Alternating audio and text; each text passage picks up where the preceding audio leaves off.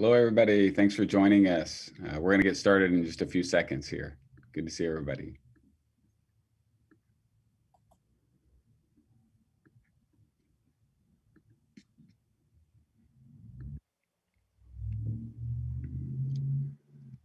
All right. Thank you all for joining us today. This is the first in a series, Break 'em Up, Redistributing Economic Power to the People. My name is George Gale. I'm the Director of People's Action, and we're really proud to be teaming up with American Economic Liberties Project on this exact series. We're here today to dig in on the challenges posed by concentrated corporate power and what we can do about it. Actually, especially what we can do about it. I think the need for this work really sharpened for a bunch of us 12 years ago. The financial crisis of 2008 sparked something in the American consciousness. For the first time in more than a generation, a huge chunk of the country, like all at one time, was questioning our economic system. This was a big deal. It made sense. How could a set of banks rip off millions of homeowners, send the economy to the brink, erase millions of jobs, and still be deemed too big to fail? By everyday people, not just lefty activists, to bust up the big banks. This was new. In Alicia Garza's new book, The Purpose of Power, she says that political education takes the invisible and makes it visible. The financial crisis was a political education moment for an entire nation. And this crisis, felt by every single one of us, it was a clarion call. There was suddenly no denying that something was deeply wrong with our economic system. And yet, deep in the bones of American workers, it was also clear this was not new. Runaway corporate power had been a boot on the neck of working class people of all races for decades. And the policies that made this possible, they weren't delivered in one fell swoop, but instead part of a steady march over decades, and powerful enough to wipe out the family farm, devastate manufacturing strongholds, and decimate worker power. The moment was also no accident. The moment we're in is no accident. It's the result of a carefully constructed plan, a theory of change executed with precision. And the corporate leaders and political operatives behind this movement, they had many issues on their agenda, but it's always important to remember the main agenda item, it was power. And I share all of this because I think many of us are thinking about how we defeat fascism, not just in one election, but long term. And I think if you want to beat fascism, if you want to build permanent, sustainable, low income and working class majorities that want to fight for economic, climate, racial, and gender justice, addressing the consolidation of corporate power will have to be part of that plan. As just one data point, in 2017, People's Action had 10,000 conversations with folks in small towns. And when we asked people about the declining conditions in the community and who and what was responsible, the number one answer was consolidated corporate power. And yet over and over, we heard this: no one believed that either party was ready to address this issue in a serious way and fight for them. We're going to need to change that. We're excited about today's conversation because we believe the issues we are discussing in this series are issues to be organized on, issues for which there is already a base, issues that are winners in people's lives and in our politics. And with that, I'm going to now hand it to Sarah Miller, Executive Director of the American Economic Liberties Project. Sarah. Thank you so much, George, and thanks to People's Action for partnering with us on this new series of events. It's inspired in part by Zephyr Teachout's terrific book, Break 'em Up. Zephyr's book tells a story of how monopolies and corporate power lie upstream from so many of the priorities of the progressive movement, and it makes the case that breaking that power must be deeply integrated into the progressive agenda and fight for justice. For our kickoff conversation today, we're talking about the relationship between corporate power and worker power. And I think I speak for everyone when I say we're so excited to hear shortly from Senator Bernie Sanders and also from Congressman David Cicillin, who's been just a rock star chair of the House Antitrust Subcommittee, and of course, Zephyr Teachout, and then a wonderful panel of leaders, including Vina Dubal, Sarah J. Arman, and Mike Wilson. I want to take a few minutes just to set the table for this conversation before we welcome Senator Sanders. Last month, the head of Time Warner sent a memo to his staff announcing a round of layoffs that was the result of a merger that many of us will remember of AT&T and Time Warner. He called it a very painful memo to write, and then described how the company would begin systematically eliminating redundant positions. What he didn't mention was that the former CEO of Time Warner had made $400 million for engineering the sale of his company, one of the greatest golden parachutes of all time. This story, a story of payoffs at the top and layoffs for working people, is almost too common to note. Pfizer just bought generic pharmaceutical maker Mylan and then announced plans to lay off 9,000 people. The CEO of Mylan made $30 million in the deal. So why did Pfizer even announce layoffs publicly? Probably so Wall Street would see and boost its stock price. Viacom, CBS, Schwab, TD Ameritrade, Merck, Cubis, the list of payoffs at the top and layoffs at the bottom is long. To monopolies, and also for the last 40 years, to antitrust enforcers in large part, workers have been a cost to be shed as quickly as possible in pursuit of profits and efficiency. If you don't have to compete with anybody else, it's easier to fire people or pay and treat them badly. Amazon can hurt people who work in its warehouses and face few, if any, consequences. Workers aren't unionized and they can't easily quit and work somewhere else. The Economic Policy Institute has found that Amazon is so dominant that it sets wage levels wherever it has a significant warehouse presence. It's not just Amazon and it's not just big mergers. Safety standards during COVID, as we all have seen, are appalling, especially at places like monopolized meatpacking plants. But where else can these workers make a living? It's likely that collusion to keep down wages is endemic in the economy. Labor economists are starting to look at this question and calculate these costs, and they are major. They found that most labor markets are highly concentrated and that this concentration has significant impacts on both the availability of jobs and what these jobs pay. One study showed that corporate consolidation cost the average American household $5,000 a year in lost purchasing power. This comes in on the low end. Another found that median annual compensation would be $10,000 higher if employers were less concentrated, and possibly as much as $50,000 higher, which is not pocket change, to say the least. Fortunately, we're at a turning point, I think, and we'll talk more about that today, but policymakers are beginning to act. Just last week, the Justice Department criminally indicted someone for wage fixing, which is the first time that's ever happened. President-elect Biden has pledged to go after anti-competitive labor contracts like non-compete agreements and arbitration clauses. And antitrust enforcers are beginning to think about how to incorporate analysis of labor market effects into merger enforcement. With that, it is a huge honor to introduce someone who needs no introduction, Senator Bernie Sanders. Senator Sanders has been on the front lines of the fight against monopolies on behalf of workers for decades, whether it's his work back in the 1990s to stop the Pentagon from subsidizing mergers of defense contractors, his attempts to break up the banks during the financial crisis, as George just spoke about, his campaign to raise Amazon's minimum wage for its warehouse workers, and his focus on corporate power and inequality during his transformative and inspiring campaigns for president. Senator Sanders battled corporate power before it became a common topic of conversation, and his moral vision and relentless advocacy for working people helped pave the way for the anti-monopoly movement. We're all honored to have him with us today to talk about how we can work together to shape a new progressive America in which we see working people not as costs to be cut, but as the center of a just and flourishing society. But first, because Senator Sanders is just finishing up a caucus call, we are going to introduce and bring on Morgan Harper, who's a senior advisor with us at Economic Liberties. She formerly ran for Congress and was a policy advisor at the CFPB, and Zephyr Teachout, to begin their conversation about how monopoly power and corporate power are related. And then when Senator Sanders joins us in just a few minutes, we'll cut back and hear from him and then resume that conversation with Zephyr and Morgan. So let me go ahead and offer the stage to you two. Thank you, Sarah, and thank you so much to everyone for joining. I have a pleasure to introduce Zephyr Teachout and be in conversation with her today about these really important issues on corporate consolidation.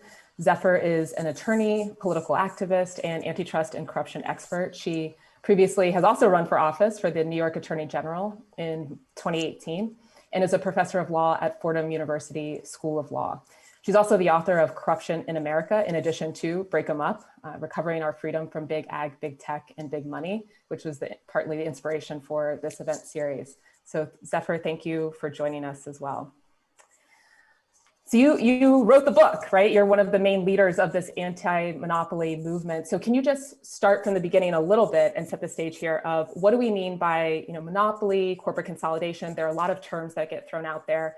And how did we even get to the point of needing a movement to fight these things? Well, first of all, it's great to be in conversation with you, and what an extraordinary lineup and really important moment in American history. Let's talk about monopoly. I think there are a lot of misconceptions around the idea of antitrust, of monopoly. And so just a few basic misconceptions. One is that there are only a few monopolies, and in order for something to be a monopoly, you only need one of it.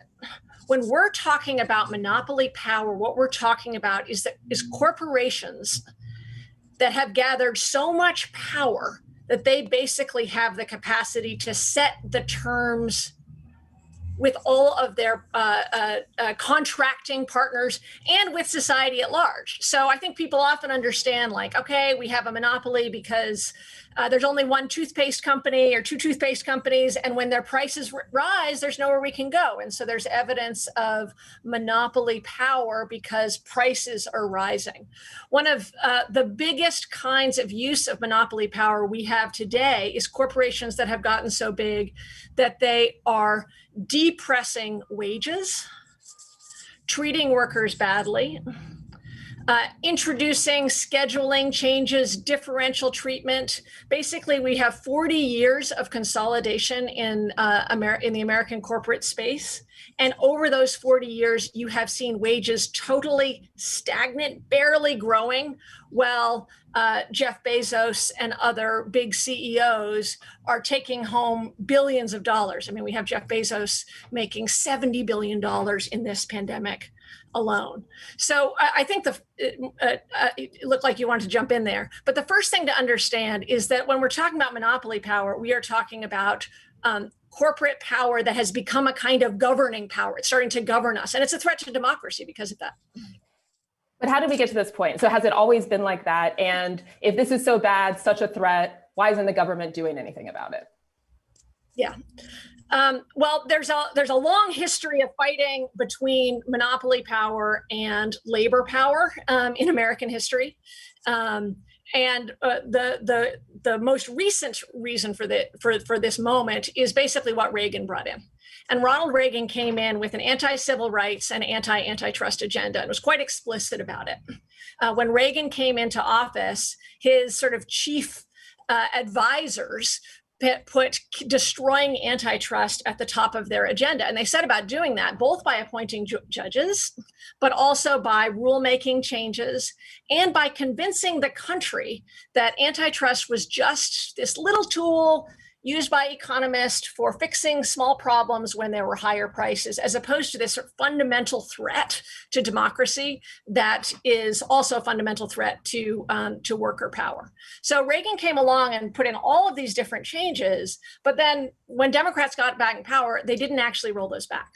So instead, we've had from 1980 to today some tweaks along the way, but basically every administration, Clinton, Obama, along with the Bushes, has embraced this idea that antitrust is just about consumer welfare, that in general, big is fine, that consolidation is not a threat to freedom, is not a threat to worker power.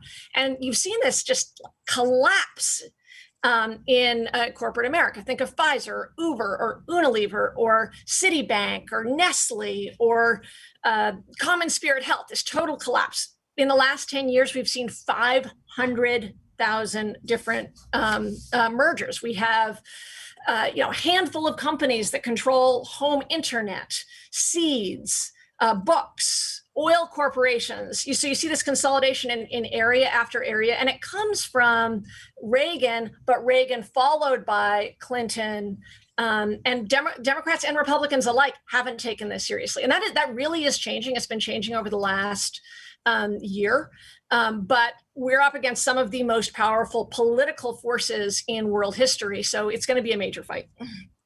Yeah, and you talk in the book, actually begin the book a little bit talking about the example of the chicken industry, which I think is pretty illustrative, not just because of the consolidation within the poultry industry, but also the impact on workers and how this isn't just like, convoluted Washington, D.C. inside baseball stuff. Like, this is actually getting at the emotional well-being of Americans all over this country. So could you talk a little bit about that, specific example of that industry where there's been the consolidation and how that has impacted farmers, workers, et cetera? Yeah, I mean, when I started writing this book, I did not expect to write so much about suicide and depression. But one of the real effects of consolidated power, where workers and small businesses are subject to these arbitrary, powerful forces that can cut them off, fire them, make them lose their contract, and change the terms on a constant basis without transparency. One of the effects is that people are profoundly isolated. They're locked into contracts that don't allow them to talk to their neighbors. And you see these deep parallels between what's happening in the chicken industry and with drivers. So the first chapter is actually both about chicken farmers and about Uber and taxi drivers and the parallels that are happening there. But I started with chicken farmers because I think it's something that doesn't feel mysterious to people. You sort of have an imagination of what a farmer does. And you've seen this, you've seen the ways in which the Reaganization, this neoliberal understanding of corporate power over the last 40 years has transformed the chicken industry. So chicken farmers, basically, to get your chicken to market, you need to work with one of a handful of big monopoly distributors like Tyson. And Tyson then requires the farmer to use, of course, all their own goods, like their own seeds, their own watering system, their own consultants, but also maintains this incredible power to cut them off at any time, pay them different amounts at different periods. Is Senator Sanders here? Is that? Yeah, so actually we're going to need to break sign up. Was. Yeah. But this. Go ahead. Okay, so yeah, actually, sorry everyone. No, so we will continue. Yeah, we'll pick this back up, going deeper on the harm, but we're going to turn it back to Sarah to introduce Senator Sanders very quickly. Thank you. Yes. So as I was saying earlier, it is such an honor for us to introduce someone who really needs no introduction here. Senator Sanders has been on the front lines of this fight against monopolies on behalf of workers for decades, whether it's his work in the 1990s to stop the Pentagon from subsidizing mergers of defense contractors, his attempts to break up the banks in the aftermath of the financial crisis, his campaign to raise Amazon's minimum wage for warehouse workers, and his focus on corporate power and inequality during his transformative and inspiring campaigns for president. Senator Sanders has battled corporate power long before it became a common topic of conversation, and his moral vision and relentless advocacy for working people helped pave the way for the anti-monopoly movement. So we're all honored to have Senator Sanders with us today to talk about how we can work together to shape a new progressive America in which we see working people not as costs to be cut, but as the center of a just and flourishing society. Senator Sanders, the floor is yours. Thank you very much.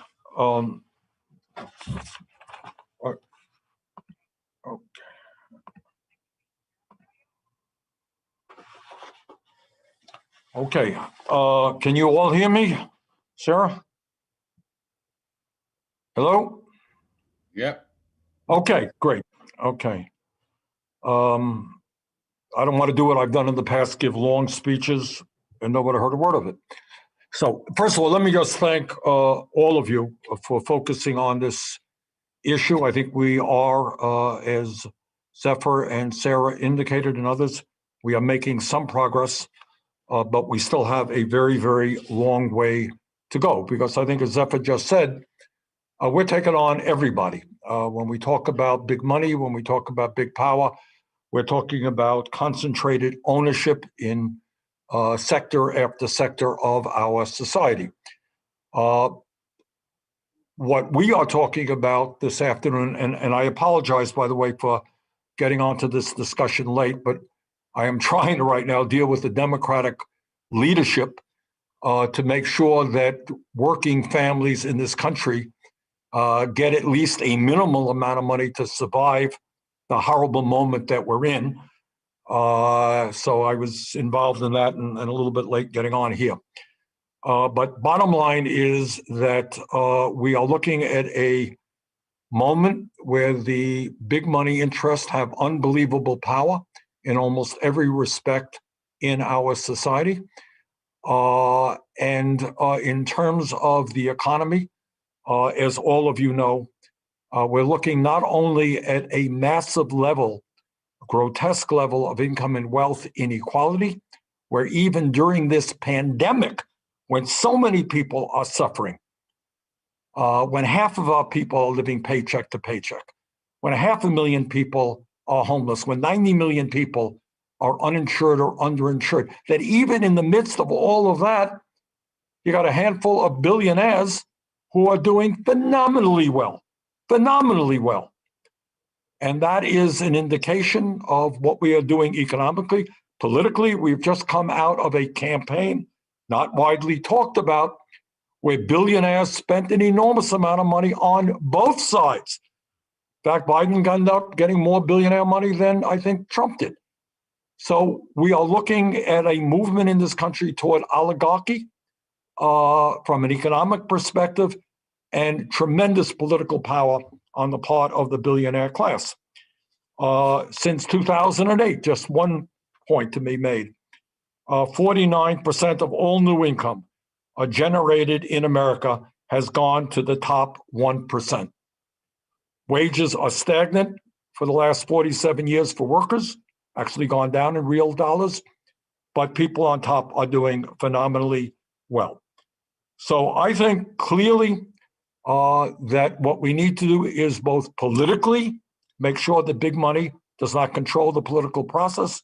Economically, we have got to begin breaking up, which is what I know the theme of this discussion is about, breaking up these incredibly large and powerful corporations. As I think all of you know, but it's not discussed enough, absolutely not discussed enough. In the last 4 decades, nearly every single industry in America has become more concentrated.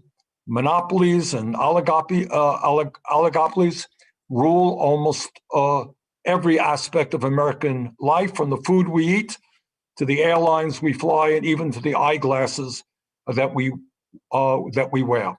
And with less competition, these corporate behemoths are able to gouge consumers, extort suppliers, stifle innovation, drive down wages, and buy elections. That is where we are today.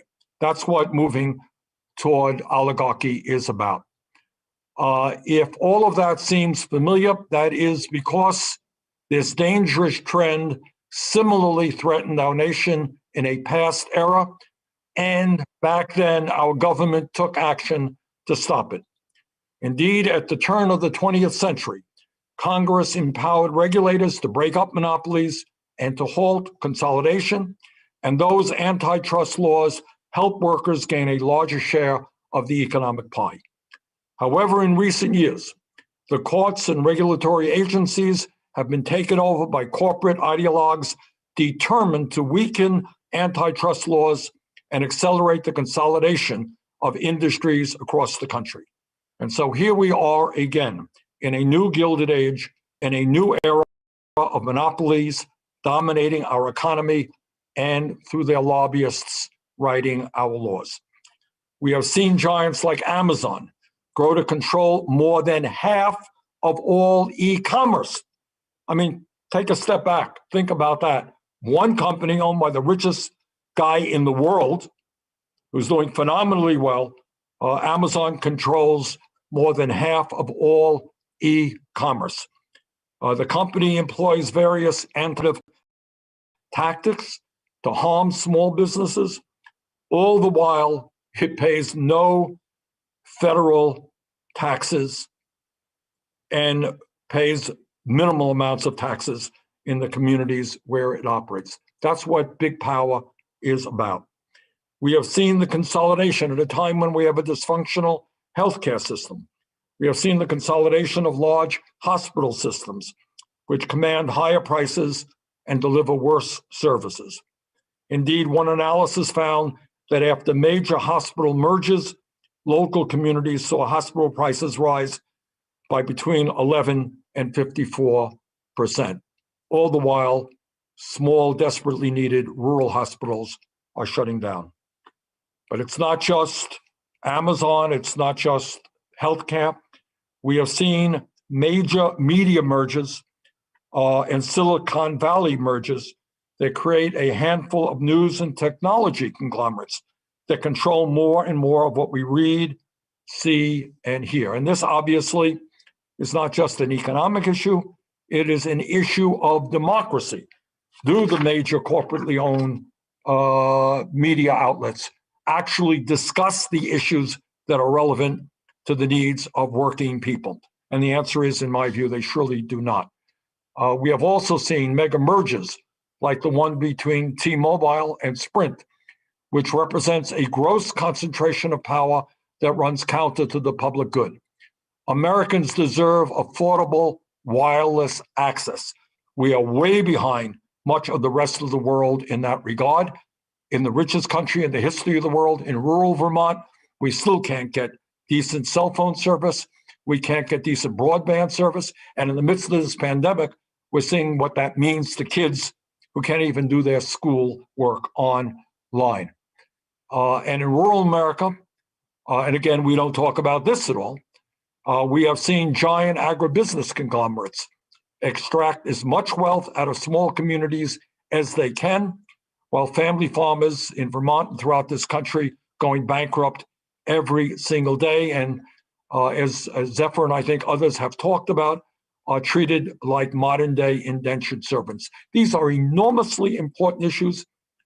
And the reason I'm happy to be with you today is we are not discussing these issues at all. The numbers regarding consolidation are absolutely stark. Today, just 4 large companies control 82% of the beef packing industry, 85% of soybean processing, 63% of pork packing, 53% of chicken processing. At the same time, Monsanto controls 80% of U.S. corn and more than 90% of U.S. soybean seed patents.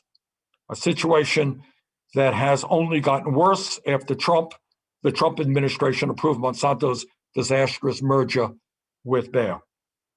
The result, and you want to get a sense of what's going on in rural America today, for every dollar Americans spend on food, farmers are getting less than 15 cents of that dollar. 15 cents of a dollar, which is the smallest share in the modern day history of our country. None of this consolidation and attacks on consumers and workers is random, nor is it inevitable. It is happening because our government is allowing it to happen, and it is a government that is also controlled by these same damn big money interests. Our job is to come together to rediscover our American tradition of controlling corporate power and promoting fair competition through antitrust. We can halt the consolidation and concentration of our economy and reverse the trend in the same way we did a century ago. We can halt anti-competitive mergers, break up existing monopolies and oligopolies, and appoint federal regulators ready to take action on behalf of workers and consumers, not massive corporations. We can also use regulatory agencies to crack down on anti-competitive business practices, and we can institute new guidelines for proposed consolidation that make certain that large mergers are only approved if they will not harm workers, consumers, our environment, and the economy. We can do all of this. In fact, this is exactly what the American people want us to do, but it will not happen by itself. It can only happen through a grassroots, bottom-up movement that understands the challenge in front of us and then organizes against monopoly power in communities all across this country. Just last week, we saw the great power the people have to take on monopolies like Facebook. But I want to be clear, this clearly will not be an easy task. It will take all of us standing together and demanding the change that we have been discussing today. It will mean taking on the political establishment and the economic establishment of this country. The good news is, I believe, that the American people are waking up to this reality. They understand, and this pandemic has made it clearer than ever that it is unacceptable that so few have so much, not only in terms of wealth, but in terms of power, while so many have so little, both in terms of income and wealth and power. So bottom line is we can win if we organize effectively, if we educate the American people about the realities of their lives. And it is conferences like this and the work that all of you are doing that is taking us in the right direction. So I just want to thank all of you. This is enormously important stuff. It is not talked about enough. Needless to say, the corporate media is not going to talk about corporate control and consolidation in the media. So it's hard to get the word out, but you're doing it, and I applaud you for doing it. Let's go forward together. I truly look forward to working with you in the months and years in front of us. Thank you all. Keep up the great work. Thank you so much, Senator Sanders. We very much appreciate those remarks and also all you're doing to fight to get money in people's pockets during this pandemic and support workers and people all over this country. So thank you for joining us. We really appreciate it. We're going to turn back now to Zephyr. So Zephyr, I'll just say, any reactions, and I think Senator Sanders touched on some important points, especially around how we're defining the harm of this consolidation, that it's not just price-based. He referenced the impact on the environment in addition to consumers. So some initial reactions and specifically on that harm definition point. It's so powerful. And he's been such a powerful leader, and I really appreciate his leadership in this movement and his great speech. But the radical difference between these two visions of what anti-monopoly law is for. One, and this is our current law, just to be clear. One is that it is to protect against rising consumer prices.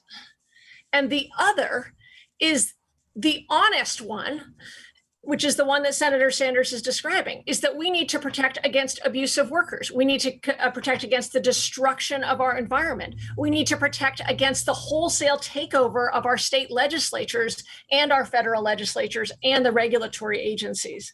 Of course, this is a democratic problem. And of course, this is a problem for workers and small businesses. And one of the really powerful sort of features of this moment, which is what we're here for today, is to talk about how we have for 40 years treated small businesses who are facing monopolies and workers who are facing monopoly wage suppression and bad treatment as totally disconnected. And what we're seeing now with groups like Athena is workers and small business owners coming together to say, no, this is a crazy form of theft. And if we actually look at the history of anti-monopoly laws, we see that the early drafters of anti-monopoly laws understood that anti-monopoly laws were critical to protecting our freedom and our equality, and that monopoly was theft. And I think people are really feeling that during this pandemic. This is theft. When you are in a position to tell workers, we don't even have to come to the table, we're just going to pay you less. As for instance, after the merger, Spectrum technicians were effectively told, like, we're not even going to come talk to you after the Charter Time Warner merger. You don't have a seat at the table. We are just going to extract value from you. And we have to, one of the things that's so powerful about Senator Sanders' exhortation is understanding the profound immorality and anti-democratic nature of a handful of men, and by the way, overwhelmingly white men, and investors controlling the rest of society to extract from it. Mm-hmm. And in terms of the fight back against that, I mean, I think, it's something you touch on in the book and also a question that we've already gotten from the audience. Well, how do unions play into this in terms of organizing to try to prevent some of these, the exploitation of labor and suppressing of wages and, trying to lead that fight? You get at how it's like maybe a little complicated, the dynamic. So if you could just talk more about that. And then we'll get to solutions, we promise. This is not just going to be an overview of the problem. It's a really important it's a really important thing to talk about in the context of the history that we've seen. When the Clayton Act was passed in 1914, one of the most important antitrust laws we have, the pen that President Wilson used to sign the Clayton Act, he sent to the head of the AFL, Gompers, who called the Clayton Act, this antitrust act, the Magna Carta for labor. So there was understanding at the time that labor, basically, to put it at the highest level, you got to make it harder for capital to organize and easier for workers to organize. And the easier it is for capital to organize, that's monopoly, the harder it is for workers. These are not two separate spheres. These are totally connected. Now, there is 110 years of history since then, including antitrust laws being used against labor, and including a period where the biggest firms actually paid better and had better benefits. This was called the large firm surplus. And when it comes to legacy firms, there still is some of that large firm surplus. But what you're seeing now is that organized capital, concentrated capital, is using its power to depress wages. So I think what you're actually in this moment, George mentioned 2008, and that was the beginning of this moment where you saw, some of the big labor unions coming out for breaking up big banks, which is a really important demand, saying it's not just enough to regulate. We actually have to go at the heart of power. As George says, this is about power. And then you've seen some moments of CWA and some labor unions resisting mergers. And then in the last year, it's like people are just switching because we are in an untenable position for organizing right now. If you are organizing delivery workers, if you are organizing in the retail industry, if you are organizing warehouse workers, you have basically companies like Amazon that bring in SWAT teams that are using both concentrated power and radical surveillance, which concentrated power allows, including surveillance on labor activity, to crush labor before it can actually get anywhere.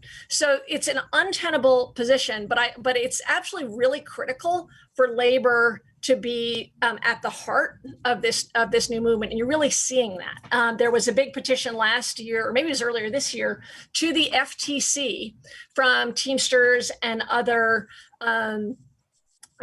union leaders saying, hey, FTC, look at Amazon, look at how it's abusing its monopoly power. So I actually think the last 4 or 5 years has been a real switch, but we need to be supporting labor at merger moments, at other moments, to say, we recognize the untenable position and we are going to fight like hell because we need to make it easier to organize workers and harder to organize capital. And I think Senator Sanders was getting at this too. It's like, in addition to the unions and of course, under extreme pressure and limitations about how much they can wield on their own, advocating for grassroots organizing that is also educating public around these issues. You're kind of saying it needs to be both. Is that right?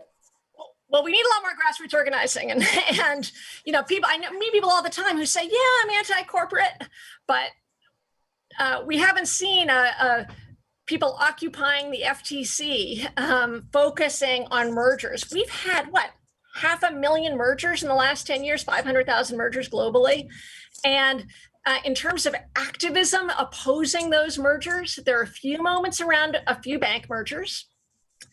A few moments around the despised Monsanto-Bayer merger, but actually relatively little left-wing grassroots activism around corporate power. And I think what we're seeing is people are understanding, okay, we don't just protest Pfizer after the fact.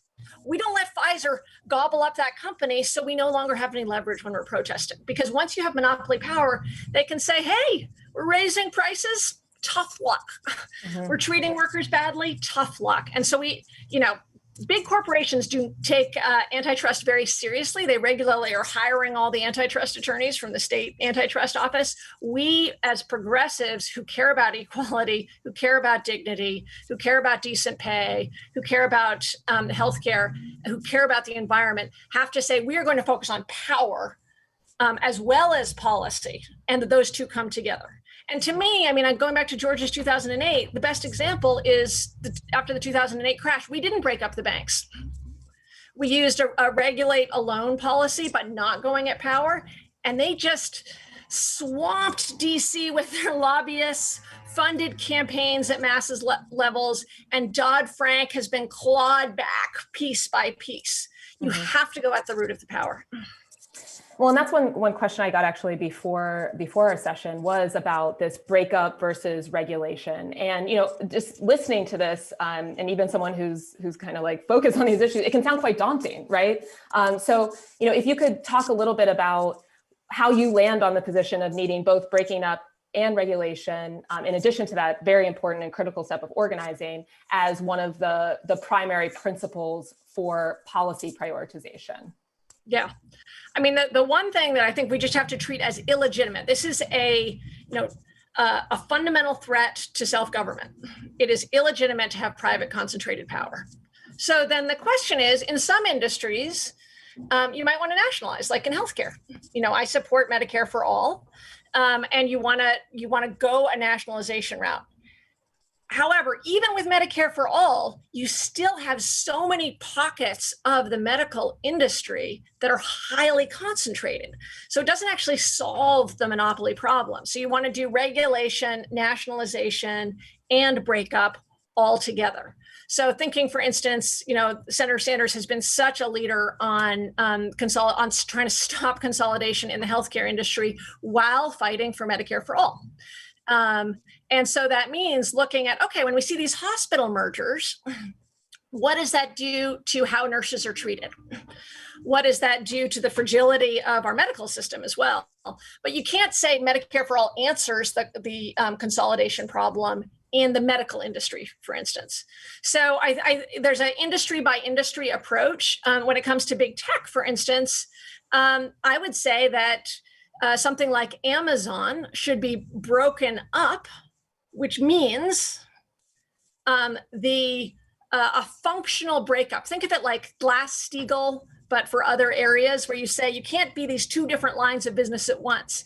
You can't be the marketplace and also run the warehouses and fulfillment that people use on the marketplace, because that basically gives Amazon this incredible power, both over workers and, as I think Sarah mentioned in the intro, a power to set the terms for what warehouse workers' conditions are. And by the way, they're not good terms.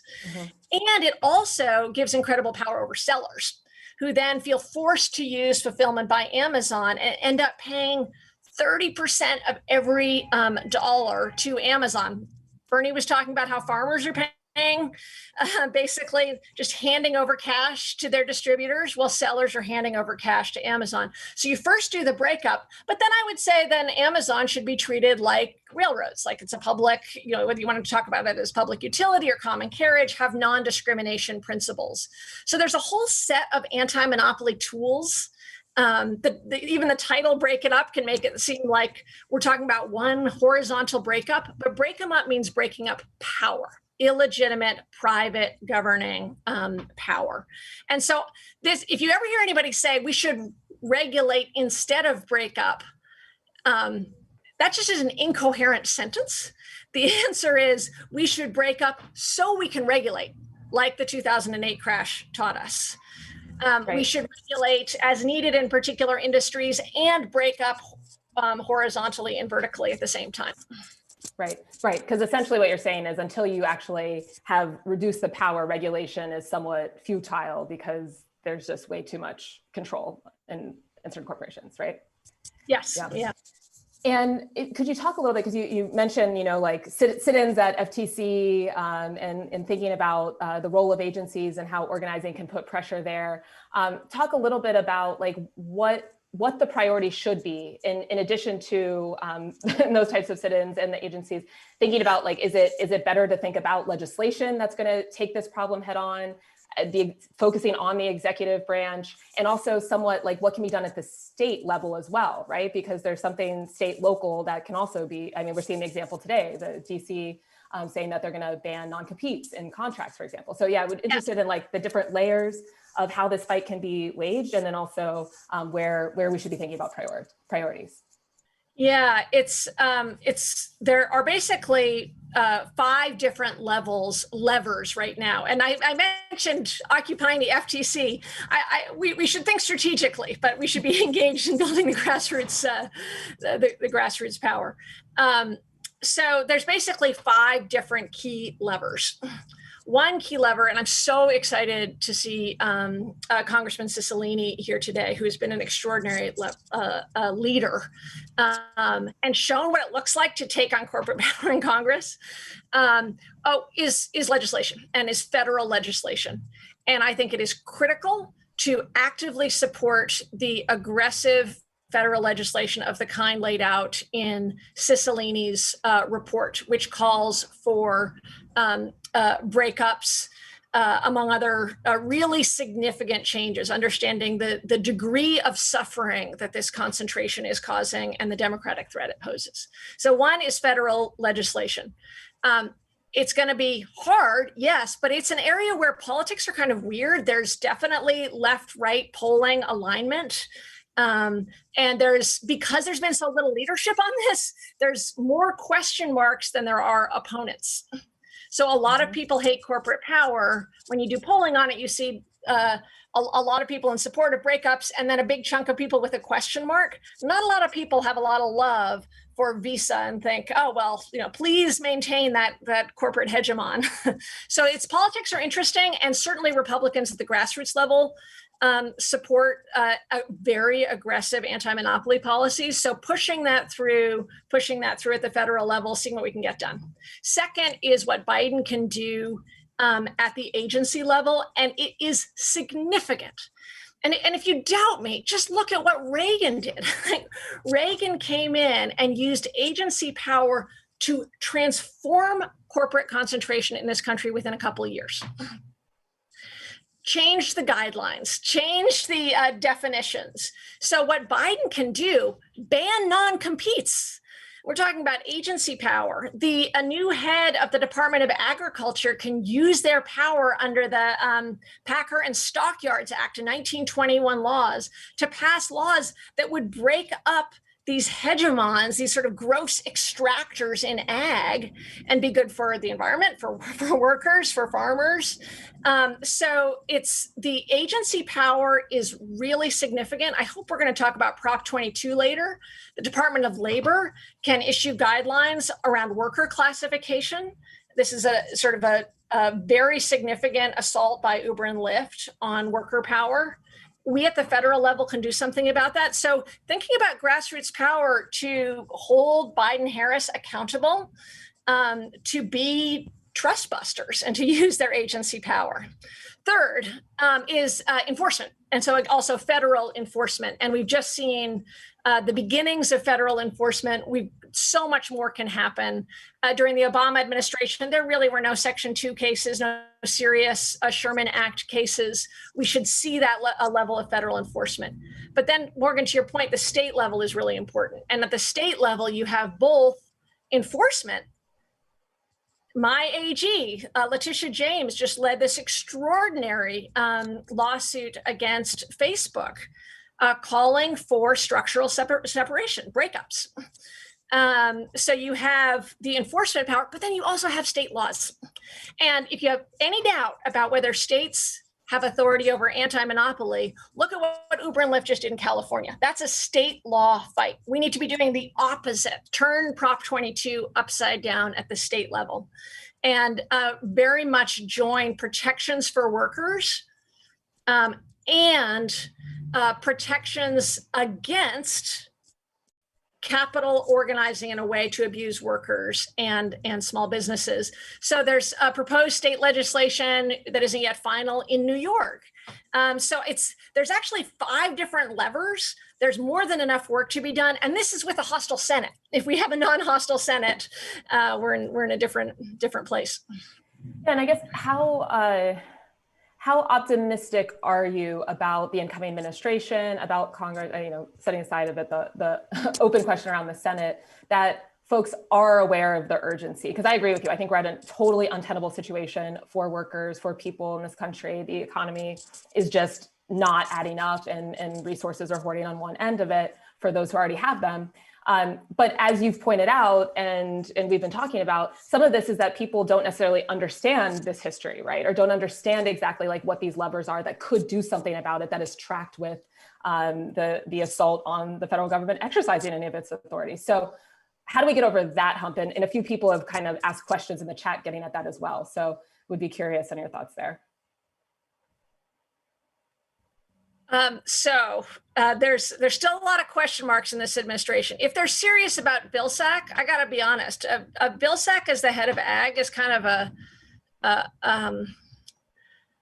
punch in the face to anybody involved in the food industry, because when he came into office, there were very significant promises made about the use of the Secretary of Ag's power to protect farmers and farm workers, to protect against corporate consolidation in particular, and abuses related to corporate consolidation. And hearings were held around the country. You may have seen this on Late Night with, was it John Oliver, or was it, I think it was with a story about these hearings, but these hearings were held around the country, and farmers terrified that they would get cut off, that they would get retaliated against for speaking up, spoke up because they believed that Vilsack and the Obama administration would do something, and they did not. And instead, he's gone on to work for Big Ag. So Vilsack is a real problem. But we don't need to go too deep into the individuals. The personnel does matter. And so we'd really be looking at who the AG is, who the assistant AG responsible for antitrust is.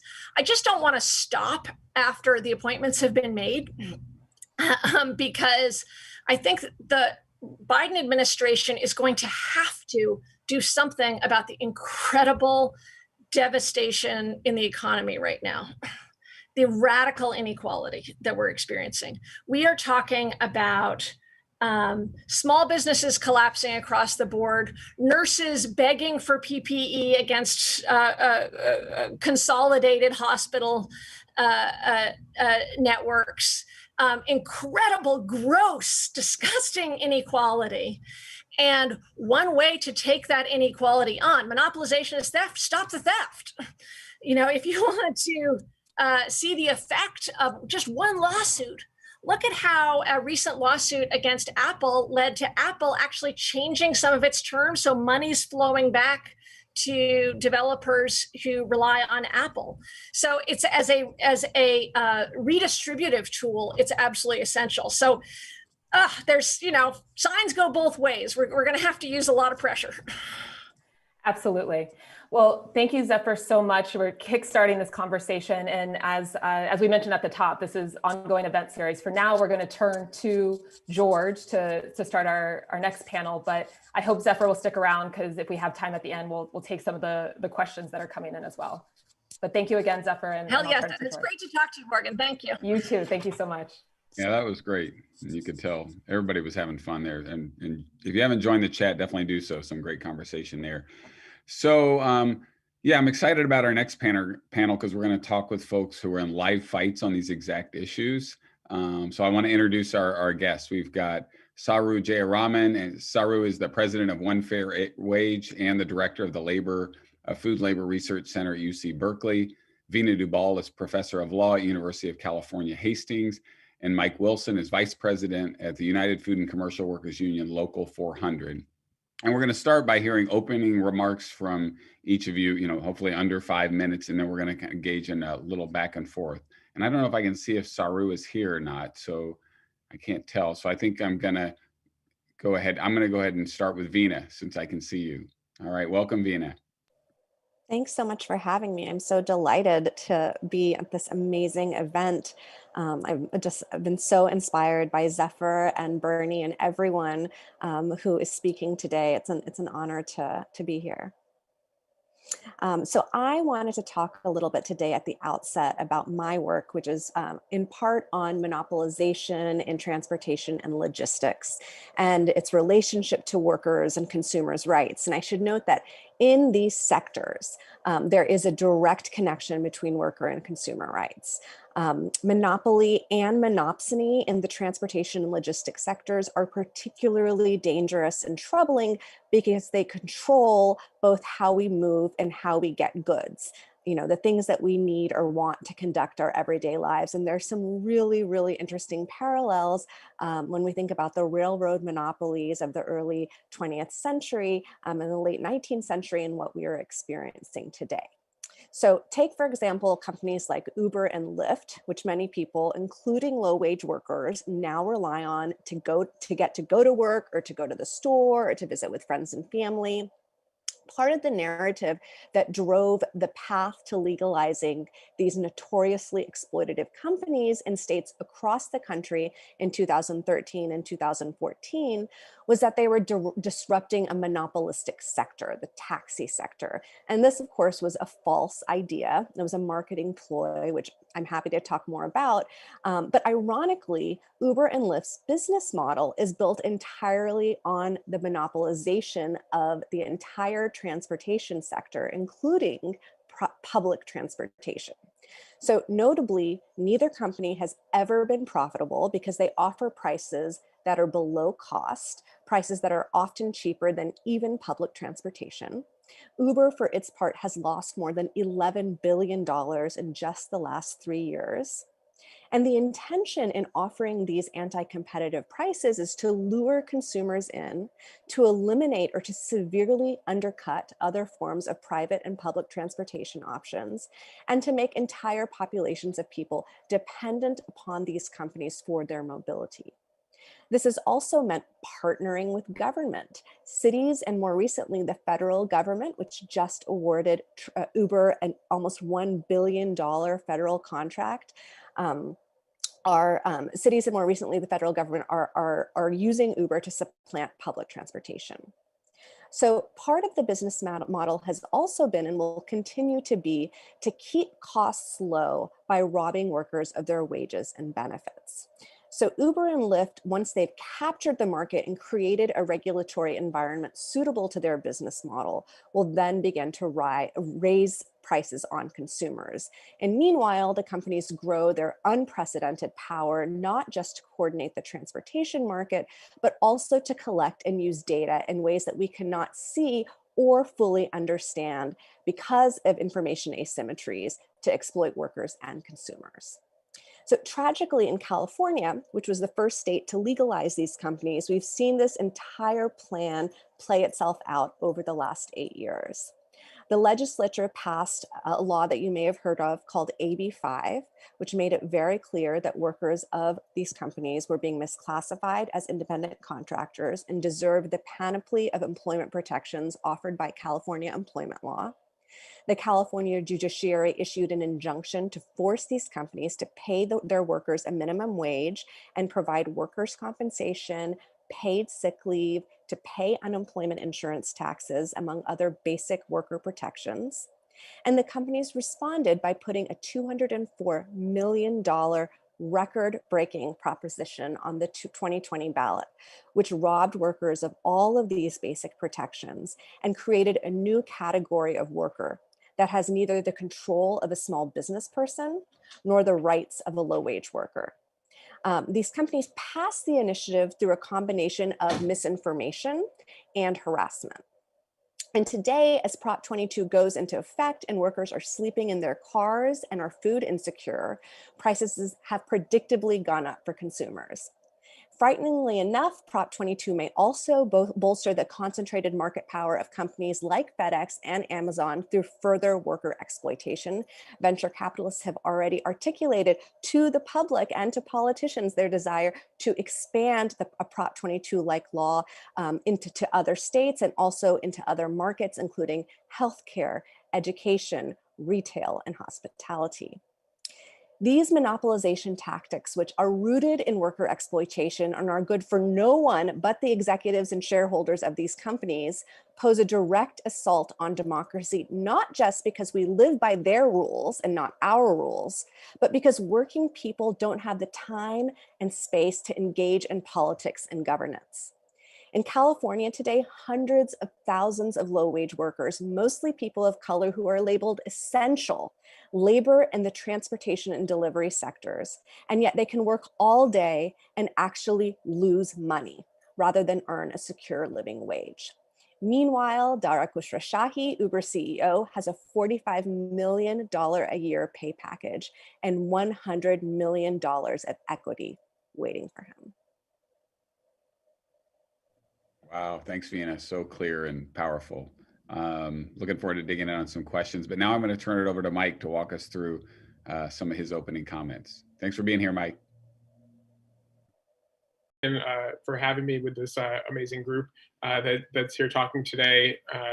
You know, for us at United for Commercial Workers, I think a lot of what Zephyr and Morgan is talking about really resonates. I mean, these companies and employers in the retail and food processing industry are organized.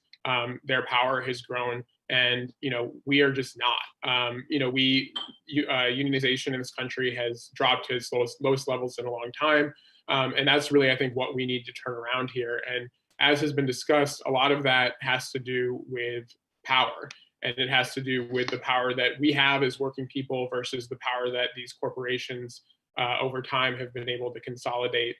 And, you know, I think wanted to give kind of two recent examples from our own local union about what that can sometimes look like, even with companies that are already organized. So, you know, we operate in the Mid-Atlantic region, both in the Washington, D.C. market, but also in more rural parts of the Mid-Atlantic and West Virginia, and Southern and Southwest Virginia. But in the D.C. market, you know, one of our main employers is Albertsons Safeway. And we recently were in a big fight with them that had to do with pension obligations that they owed and were trying to get out of. And what we were facing in that circumstance was a company that over time has grown into one of the largest operators in the country and is controlled by a private equity firm that at that time was controlled by Cerberus, one of the big private equity players. And even here in a big market with a fair amount of competition, most of that competition comes from other big players, whether it's Walmart, Giant, which is part of the Ahold Delhaize conglomerate, or Harris Teeter, which is part of Kroger. You know, we were really, we were dealing with a situation where that consolidation had led to standardization in the industry. And one of the things that even the union employers are trying to get out of is their pension obligations. You know, and even here in a big media market, it was tough to figure out how to take that kind of what was a local fight into a national picture and really focus on what the problem was with that consolidation and with the Cerberus control. You know, we could impact their bottom line, but we're also geographically isolated from their West Coast base. In the past, a lot of the decisions about these kinds of costs and things were division level here on the East Coast, but we really had to get the attention of Cerberus and get the attention of those larger players in order to make an impact and get what we needed for our members. We were able to do that successfully through a lot of work both on the ground in terms of educating our members about what it meant to be private equity controlled, in terms of educating the press and getting some national news stories around what was going on here in the DC area. And we're able to get the money out of Cerberus to shore up those pension plans. But, you know, a lot of these things end up being short-term victories in what is a larger-term fight. I mean, what we were able to win there does not change the overall dynamic that we face with Safeway, Albertsons, and the kind of private equity control that is happening within the industry. The other example, just, you know, in a different market, is with Kroger, the largest traditional grocery chain in the United States. They've been making a lot of money during this pandemic. We represent a group of their stores in West Virginia, obviously a more rural part of the country, a smaller market where they're by far the biggest player and don't have a lot of competition. You know, in that circumstance, this was during the pandemic, once it had already started, they were really trying to push to reduce their healthcare costs despite the ongoing pandemic. And in that case, you know, we really had to create a real, actual, credible strike threat there for the first time in a long time in order to get Kroger to back down on what has been a national push from them to reduce their healthcare costs. And this is a company, again, that doesn't need to reduce their healthcare costs from a perspective of how much money they were making prior to the pandemic and now during it. But it's a company that wants to be in line with the other large players in the retail industry that have been moving further and further away from providing affordable healthcare to their employees. So again, we were able to have a victory there, but that was only because of the strength of our members being organized and fighting back on these companies, as well as some, decent press work and things like that to get the story out there. But not everybody has that opportunity. And as we continue this conversation and talk more about places like Amazon or Walmart or other big consolidators within our industries, or even in food processing, a lot of workers don't have that, and the laws are stacked against us from organizing to get that. Thanks, Mike. I'm going to come back to you later with a question around how we build a bigger base around these issues, which I can tell you've got some answers based on experience. Great. Next up, we're going to hear from Saru Jayaraman. Saru is the president of One Fair Wage and the director of the Food Labor Research Center at UC Berkeley. Hey. Thanks, George. And I apologize because I'm just jumping in from another event. So apologies if I'm out of context or anything like that, but really happy to be here.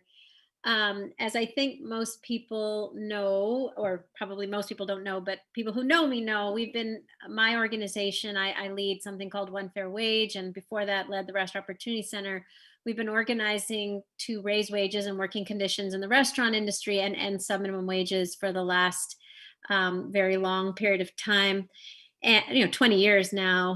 And we come to this conversation because we've been up against a trade lobby in the form of the National Restaurant Association that has been acting like a monopoly or a collusion or a cabal of restaurants that have basically, in my opinion, engaged in price fixing, have engaged in setting a wage for the industry that is a sub-minimum wage and a direct legacy of slavery. So just quick history, for those that don't know. The restaurant industry prior to the pandemic was the second largest and absolute fastest growing private sector employer in the United States of America, second only to retail as the largest private sector employer. Almost 14 million workers nationally. 1 in 10 Americans worked in restaurants prior to the pandemic. And yet, despite its size and growth, it was always the absolute lowest paying employer. And that was largely due to the money, power, and influence of this trade lobby that most people had never even heard of, the National Restaurant Association. We call it the other NRA. It does wield in many ways as much power and influence as the Rifle Association, but most people are not aware of the Restaurant Association. It represents the chains. And in doing research for my last book, we uncovered that the other NRA has been around 150 years since emancipation of slavery, when it first demanded the right to hire newly freed slaves, not pay them anything at all, and have them live entirely on this newfangled idea that had just come from Europe at the time called tipping. Tipping originated in feudal Europe as an extra or bonus to a wage, but it became a replacement for wages because of slavery. And so the Restaurant Association pioneered the idea of basically extending the idea of not paying Black people and then all people, because over time, this notion of not paying Black people a wage at all and letting them live on tips became law, federal law in 1938 as part of the New Deal, when everybody got the right to the minimum wage for the first time, except for groups of Black workers, farm workers, domestic workers, and of course, tipped restaurant workers. And we went from zero in 1938 for a wage for tipped workers all the way up to the incredible $2.13 an hour, which is the current federal minimum wage for tipped workers in the United States of America. And 43 states in the United States continue with this legacy of slavery, basically with a sub-minimum wage for tipped workers. And it's been a source of economic insecurity and sexual harassment for millions of mostly women across the country. But what was an issue of race and gender and economic injustice has become an issue of life or death during the pandemic, as so many millions of women are being asked to work in restaurants now, enforce social distancing and mask rules on the very same customers from whom they have to get tipped. 2 weeks ago, we released a report showing that there's been a huge increase in sexual harassment, and women in this industry are being asked to remove their masks so men can judge their looks and therefore their tips on that basis. So it's become a matter of life and death. But here's how we come to this conversation. Over the last 7 years, as we've been running this campaign, we've been working with hundreds of amazing independent restaurant owners who've said, I want to go a different way. I don't want to participate in a legacy of slavery or social harassment. And they have been attacked and sued and denounced by the National Restaurant Association, which has acted like a monopoly. You know, what is monopolistic behavior? You try to crush anybody who comes you know, in any kind of way against you. So employers who've tried to do something different have been attacked openly by the National Restaurant Association. And you know, the craziness is that we still have many very blue states, Democratic legislators and Democratic governors that roll over to the desires and whims of the Restaurant Association, and enough is enough. We've been organizing workers, they've been striking, they've been saying we're not going back to work without one fair wage, and it's time for all of us to acknowledge monopolies and this kind of work of antitrust take many different forms. There are the companies like Disney that are part of the National Restaurant Association and very clearly a monopoly in the true sense of the word. But the Restaurant Association itself acts in this way as an oligopoly, and we have to recognize it for that and to call on legislators to stop associating themselves with that as well. Thank you. Awesome, and a unique challenge, but probably, yeah, one we got to talk about more and more places, or maybe not that unique. We just don't talk about it enough. Thank you. Right. Hey, Vina, I'm wondering, like, as you look forward, especially on transportation monopolies, like, where do you see openings for us? And like, what are the policy handles we should be looking at now? And are there places where you think we have more leverage in some of these fights? I should unmute myself. So I think that we are going to have to go on the offensive because we have so been on the defensive with misclassification and monopolization in the private transportation sector. There was a brief moment when California passed AB 5 when there was a lot of excitement about the potential of the ABC test to fight worker misclassification in states across the country. And these companies have with Prop 22 sort of stamped that enthusiasm and excitement out. But part of what the Biden-Harris administration has articulated as their vision for worker power and to fight misclassification, exploitation, and monopolization practices that emerge through this exploitation is to adopt the ABC test on a federal level.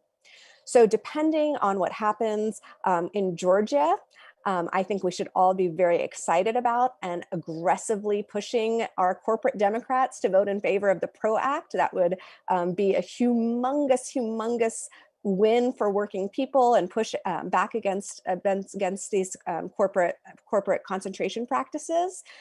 In addition, we should be looking at state AG's offices and putting whatever sort of pressure we can, political pressure, to have them enforce existing employment rights for workers that labor for these companies in states across the country.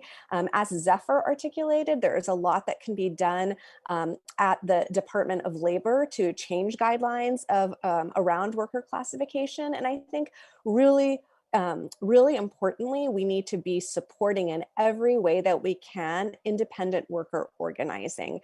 And that means worker organizing that is not just looking to raise wages, but that is really invested in building worker power. So for folks who are listening who work for foundations, who are in philanthropy, who are in a position to give, that is, we don't need new apps, we don't need new innovative ways to give workers a measly portable benefit. What we need is a real financial, psychological, emotional, and physical investment in worker power so that we can break them up and allow workers who work every day for hours a day the dignity of being able to put money in their bank accounts, to put food on the table, and have a roof for their families. Awesome. Thank you, Vina. So a lot of people have raised in the chat the fact that we need more workers and everyday folks engaged in these fights and have to maybe kind of move them out of just kind of, insider policy stuff. So love to hear from Saru and Mike, like, what can we do to help more people see these fights as part of their fights? I think we also acknowledge a lot of people do see these fights as part of their fights. Don't want to say that, but as organizers, what are some things we know works and we could do more of? Maybe start with Saru and then go to Mike. Yeah, it's so interesting because I saw in the chat some conversation about this phenomenon that happened to us where some workers came out against raising wages, and people don't know the background of that. Actually, John Oliver happened to profile it in his show last week tonight, a show on astroturfs, because that is what this was. It was an astroturf effort by the National Restaurant Association, which saw Trump do this amazing thing during his campaign, which is convince working people to fight against their own interests in some way. And so they hired the Trump-Pence communications firm, and with them created a PAC called Save Our Tips, and started spreading this mythology among restaurant workers that their tips would go away if their wages went up. And the truth is that the states that have a full minimum wage have higher tipping averages than the 43 states with a sub minimum wage. Why? Because in those states, workers get paid more, restaurant workers go out more, they spend more, and they tip better, because anybody who's ever worked in this industry knows if you work in this industry, you tip better.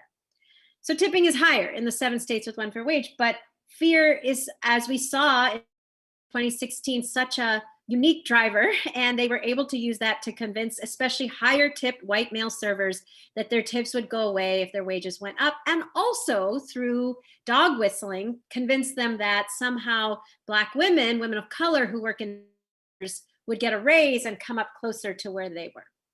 So we have been fighting that mythology and giving people a sense of hope, because we know that the best way to combat fear is hope, organizing workers. But honestly, the pandemic, I've never seen anything like the pandemic in terms of helping us open people's eyes and organize, because several things happened. One, 60% of those tipped workers, some of whom had bought into that mythology that if their wages went up, their tips would go away, 60% couldn't get unemployment insurance. 60 couldn't get unemployment insurance because they were told by most of these states that their sub-minimum wage plus tips was too low to meet the minimum threshold to qualify for benefits. For a lot of workers, being told by a state that your wage is too low sent off these signals. Maybe my wage is too low. If the state is telling me it's too low to get benefits, probably my wage is too low. Probably tips are not a reliable source of income. So that led a lot of workers to change their mind on the issue. But the biggest thing was, you're telling me you want me to go back to work for a sub-minimum wage, risk my life in one of the most dangerous environments. The CDC has named restaurants as one of the most dangerous environments to get the virus, when tips are down 50 to 75%.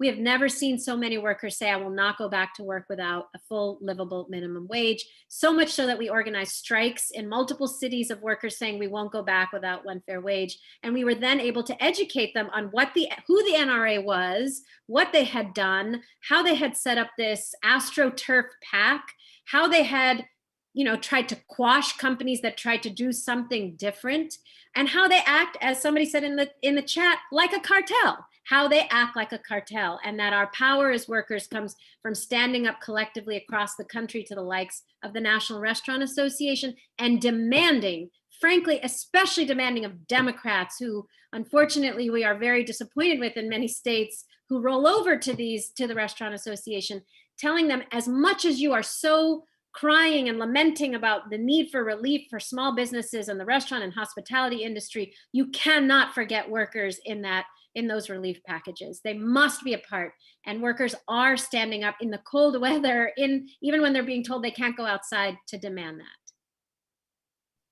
Oh, so much in there. Before I hand it to Mike, I feel like what you really described to me sounds like just good old-fashioned organizing. We get in a fight and deepen the analysis along the way and point out the bigger The structure. crises help. Yeah, exactly. And I feel like, that just felt like another, the crises opened up some moment where people were waking and ready for a fight. And then I just want to name what you named the kind of classic divide and conquer strategy among workers. It looks like in this case, very much been pretty classic race and gender as that dividing point. So many big ideas in there.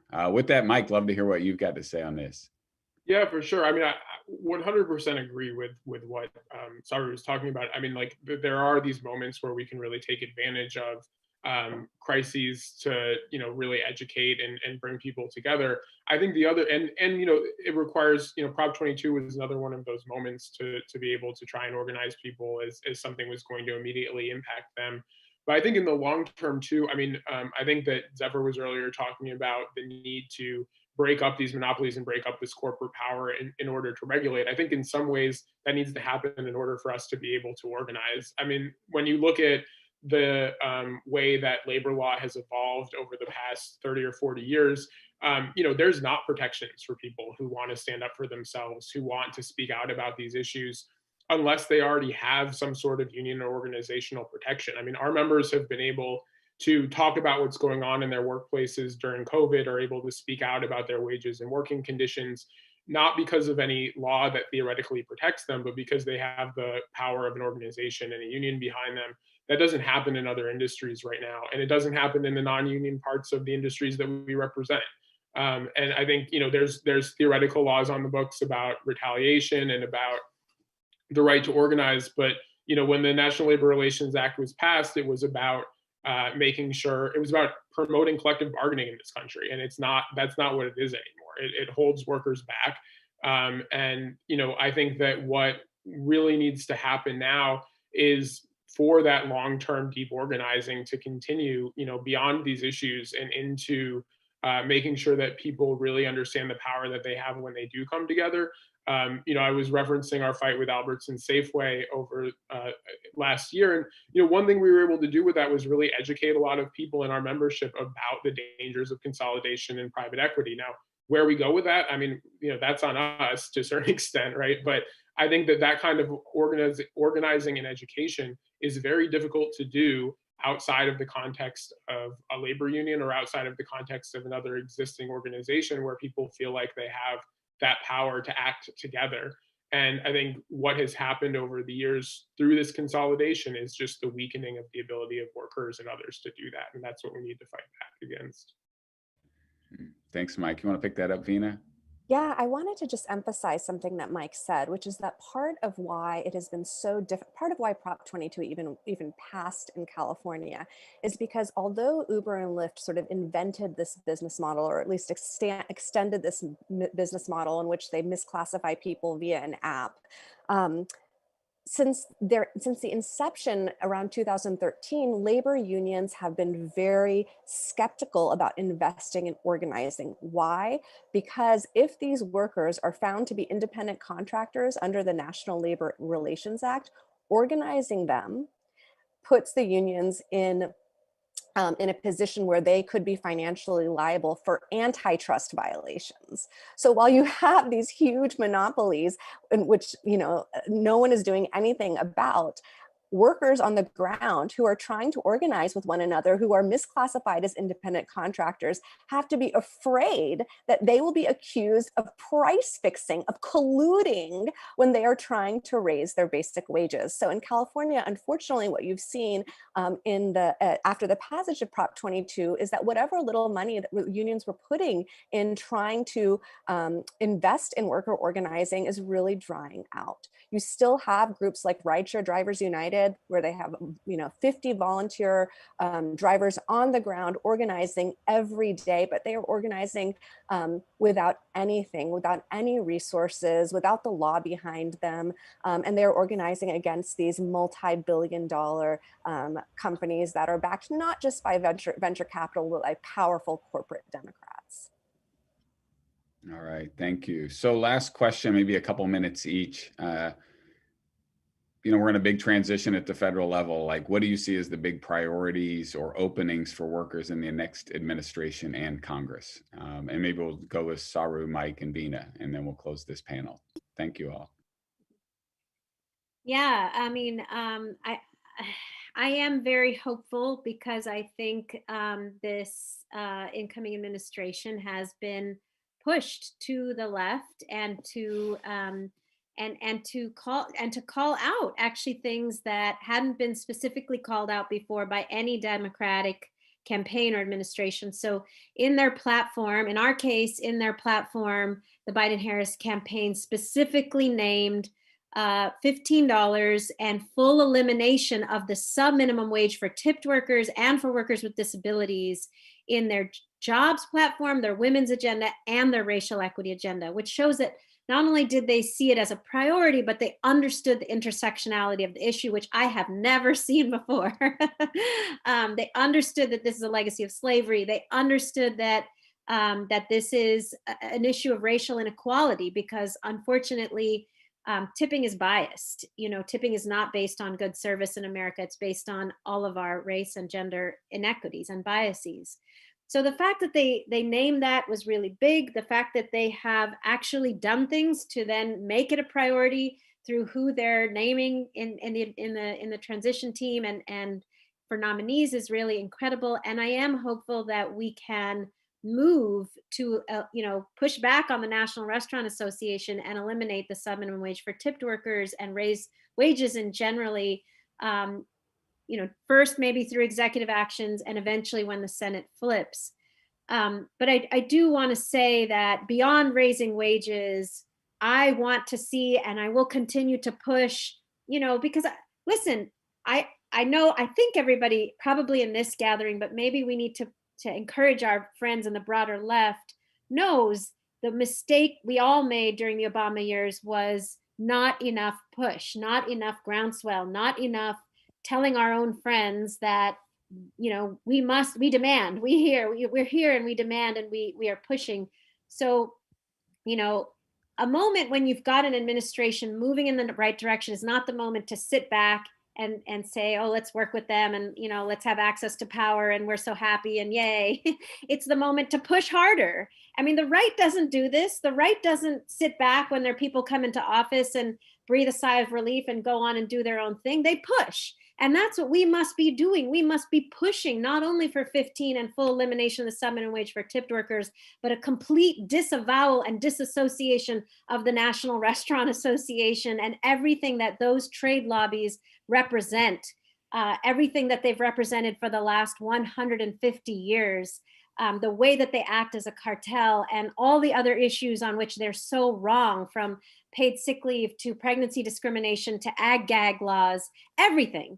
And so I am hopeful, both because they are doing and saying the right things and we're working with them, and because I am hopeful to work with my brothers and sisters in the movement to continue to push and not sit back. Thank you, Saru. And just let's be clear, the fact that the Biden team is where they're at right now with this amazing analysis is not an accident, and a credit to you and how committed you've been to this work for so long. And so it's awesome. It's amazing. Mike?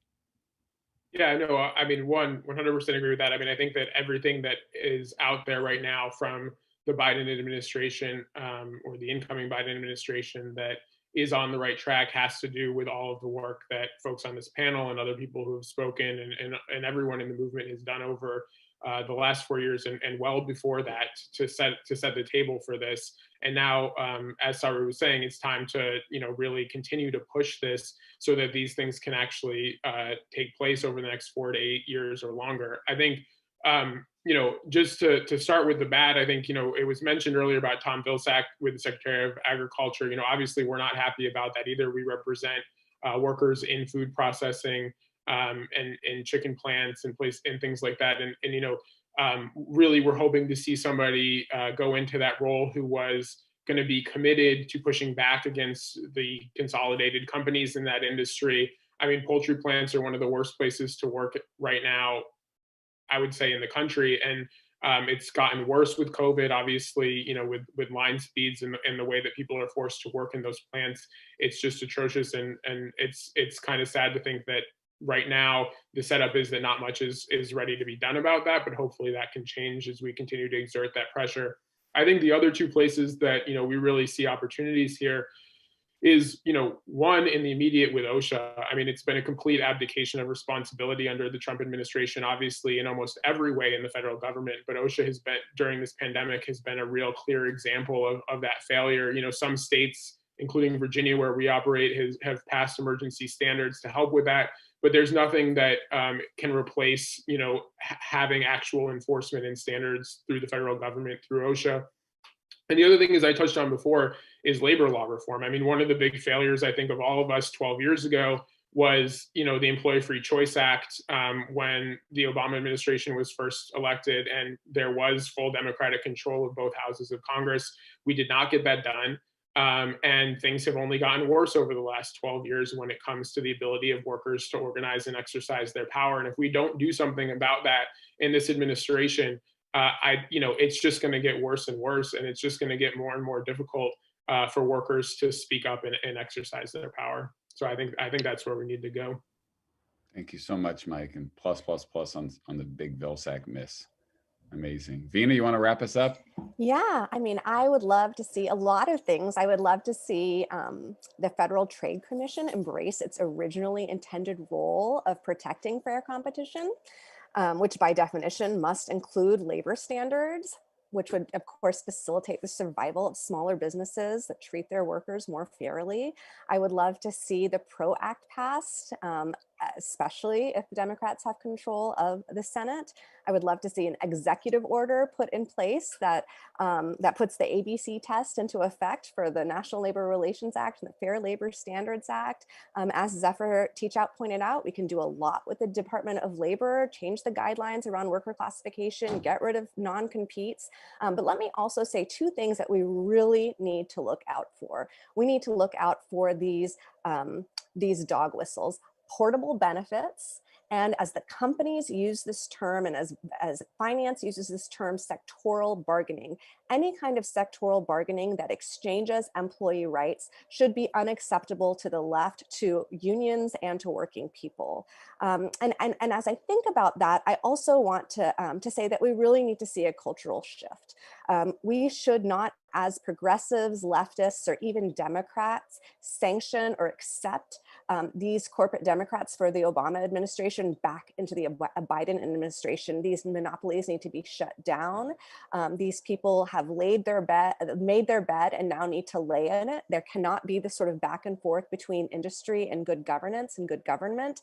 And it just needs to be something that we culturally do not accept for politics and government in this country. Totally agree with that. I love that. Hey, thank you all for the incredible insight. And I feel like the clear reminder that this is an organizing challenge, like that good things happen when we organize, and that's what we're going to have to do to address these issues. So with that, I would like to introduce Congressman David Cicillin, who is chair of the House Antitrust Subcommittee. Thank you for being with us today, Congressman, and for your leadership on these exact issues. I'm going to turn it over to you. Thank you, George. It's great to be with all of you, and of course, a pleasure to join Senator Sanders and Zephyr Teachout and all of the incredible panelists at today's event. I'd like to begin by recognizing the incredible work of the American Economic Liberties Project and People's Project to raise public awareness about the dangers of unchecked monopoly power. This work is essential to promoting justice and inclusivity across our economy. America's monopoly problem touches nearly every facet of our lives, which is why it's so important to connect progressive organizations from across the spectrum. We're at a really critical juncture. Our economy is simply not working. For too long, consolidation among competing firms has stifled innovation and opportunity. Over the course of the past several decades, our competition system has fundamentally shifted to favor corporate power over competition. Rather than companies competing fiercely to provide quality goods and services for American consumers at affordable prices, competition has materially weakened across the economy. We've also retreated from rules that were designed to protect and expand economic security and the dignity of hardworking Americans. And in their place, record levels of inequality have appeared, executive compensation has skyrocketed, while wages have flattened and labor protections have weakened, innovation and dynamism have declined, and the middle class has been hollowed out. We cannot afford to ignore these trends and their harmful consequences. When people are left behind by prosperity, as they increasingly are, and they cannot afford their medication or must drive their children to a parking lot for internet access to complete their schoolwork, they feel powerless and trapped. And as several of the experts at today's events have made clear, there's ample evidence that people are paying higher prices and have lower incomes than they would in a competitive economy. This is nothing less than a monopoly tax on American families. And this problem has only gotten worse in the wake of the pandemic. It's clear that our economy is working fine for a handful of dominant firms that have market caps in the trillions of dollars. But it's not working for countless workers, small businesses, and startups that form the economic backbone of our communities. And that's why Congress must reassert its role in economic policymaking and oversight of concentrated economic power. For most of the last century, Congress played an active role in shaping competition in the economy by writing and updating the antitrust laws to stop excessive corporate concentration and anti-competitive conduct. But for the past 40 years, Congress has sat idly by as courts warped the legislative intent of the antitrust laws. To reverse this trend, we conducted a comprehensive bipartisan investigation into the state of competition in online markets, a critical piece of our current and future economy. One of our main goals of this top to bottom review is to roll up our sleeves and understand how these markets work. It's been decades since Congress conducted an antitrust investigation. As the Supreme Court recognized in 1957 in Watkins versus the United States, this form of oversight is essential to our legislative powers. As the court noted, Congress's oversight power is broad and it encompasses inquiries concerning the administration of existing laws, as well as proposed or possibly needed statutes. It includes surveys of defects in our social, economic, or political system for the purpose of enabling Congress to remedy them. That is the true purpose of congressional oversight, and it's the responsibility that we cannot shirk and must conduct broadly within each committee's jurisdiction. For example, under the leadership of the late Chairman Elijah Cummings and now Chairwoman Carolyn Maloney, the Committee on Oversight has conducted a wide-ranging investigation into the skyrocketing prices of prescription drugs since January 2019. Since then, the Oversight Committee has held several hearings with the CEOs of Novartis, Amgen, and other drug makers about the soaring cost of prescription drugs and is preparing a final report as part of its investigation. This work is critical to both documenting and understanding competition problems in drug markets, as well as solving these problems through legislation. We need much more of this important work across Congress and to really revive this tradition of meaningful oversight. And although these are incredibly challenging times, doing nothing is just not an option. We have to keep fighting and continue to work relentlessly to improve the lives of every American. And I'm eager to work and follow up on this important initial steps that we will be taking with many of you. And I really want to thank everyone who has been part of this movement, because our investigation really came about as a result of an understanding of the fact that our digital markets were not working, that this economic concentration resulted in significant harm to consumers and workers, innovation, and small businesses. And now we begin the difficult work of actually legislating to fix that. And I just want to say thank you to everyone who has been involved in this space for a very long time, for your advocacy, for your voice, for your passion, and look forward to continuing our work together. Thanks again. Thank you so much, Congressman. We appreciate you.